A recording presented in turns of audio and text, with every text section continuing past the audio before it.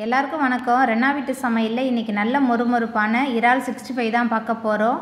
இந்த முறையில் நீங்கள் சமைச்சு கொடுத்து பாருங்கள். ரொம்ப நேரத்துக்கு இந்த இறால் 65 நல்ல மொறுமொறுப்பாக இருக்கும். குழந்தைங்களும் ரொம்ப விரும்பி சாப்பிடுவாங்க. எளிமையான முறையில் ரொம்ப சுவையாக செஞ்சிடலாம். ரச சாதம் சாம்பார் சாதத்துக்கு தொட்டு சாப்பிட்றதுக்கு ரொம்ப சூப்பராக இருக்கும். எப்படி செய்கிறதுன்னு வாங்க பார்த்துடலாம். இறால் 65 பண்ணுறதுக்கு 1 டேபிள் ஸ்பூன் இஞ்சி பூண்டு விழுது சேர்த்துக்கலாம். குழம்பு மிளகாய் தூள் 5 டேபிள் ஸ்பூன், 1 டேபிள் ஸ்பூன் மஞ்சத்தூள், 1/2 டேபிள் ஸ்பூன் சோம்புத்தூள், உப்பு, 1 டேபிள் ஸ்பூன் கரம் மசாலா. மசாலா பொருட்கள் எல்லாத்தையும் சேர்த்துட்டு முதல்ல நல்லா கலந்து வச்சிடலாம். மசாலா பொருட்கள் எல்லாத்தையும் சேர்த்துட்டு நல்லா கலந்தாச்சு. அதுக்கப்புறமா இதில் கொஞ்சமாக தண்ணி சேர்த்துக்கலாம். ஏன்னா இறாலே தண்ணி விடும், அதனால கொஞ்சமாக தண்ணி சேர்த்துட்டு நல்லா கலந்து வச்சிடலாம்.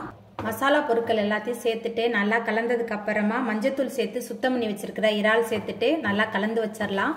மசாலா இறால் ரெண்டுமே சேர்ந்து நல்லா கோட்டாய் வரணும், அதனால நல்லா மிக்ஸ் பண்ணி வச்சுக்கலாம். இறால் மசாலா ரெண்டுத்தையும் சேர்த்துட்டு நல்லா கலந்தாச்சு. இதில் 5 டேபிள் ஸ்பூன் சோள மாவு சேர்த்துக்கலாம். 4 டேபிள் ஸ்பூன் அரிசி மாவு. மாவு பொருட்கள் சேர்த்துட்டு மறுபடியும் நல்லா கலந்து வச்சிடலாம். நம்ம சேர்த்த அரிசி மாவு சோள மாவு ரெண்டுமே இந்த இறால் மசாலாவில் நல்லா ஒட்டி பிடிச்சி வரணும். அப்போ தான் நம்ம எண்ணெயில் போட்டு பொரிக்கும் போது மசாலா உதிராமல் நல்ல மொறுமொறுப்பாக வரும். அரிசி மாவு சோள மாவுலாம் சேர்த்துட்டு நல்லா கலந்தாச்சு. இப்போ இதை எண்ணெயில் போட்டு நம்ம பொரிச்சு எடுத்துக்கலாம். இறால் 65 பொரிக்கிறதுக்கு அடுப்பில் கடாய் வச்சுருக்கேன். பொரிக்க தேவையான அளவுக்கு எண்ணெய் சேர்த்துக்கலாம். எண்ணெய் கொஞ்சம் தாராளமாக சேர்க்கணும்.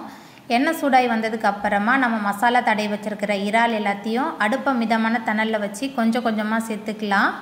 இந்த மாதிரி சேர்க்கும்போது இறால் நல்லா முழுமையாக வெந்து வரும். ஒரு பக்கம் இறால் 65 நல்லா வெந்து வந்ததுக்கு அப்புறமா அடுப்பை மிதமான தணலில் வச்சு அடுத்த பக்கம் நல்லா திருப்பி போட்டு நம்ம வேக வச்சு எடுத்துக்கலாம். 2 பக்கமும் நல்லா வெந்து வந்ததுக்கு அப்புறமா நம்ம எடுத்துடலாம். பாருங்கள், இறால் 65 சூப்பராக வெந்து வந்துருச்சு. பொரிக்க பொரிக்க காலி ஆகிடும். குழந்தைங்களும் ரொம்ப விரும்பி சாப்பிடுவாங்க. இப்போ நம்ம அடுப்பை ஆஃப் பண்ணிடலாம். அவ்வளோதாங்க, ரொம்ப சுவையான இறால் 65 சூப்பராக ரெடி ஆகிட்டு. இந்த சுவையான இறால் 65 நீங்களும் உங்கள் வீட்டில் செஞ்சு பாருங்கள்.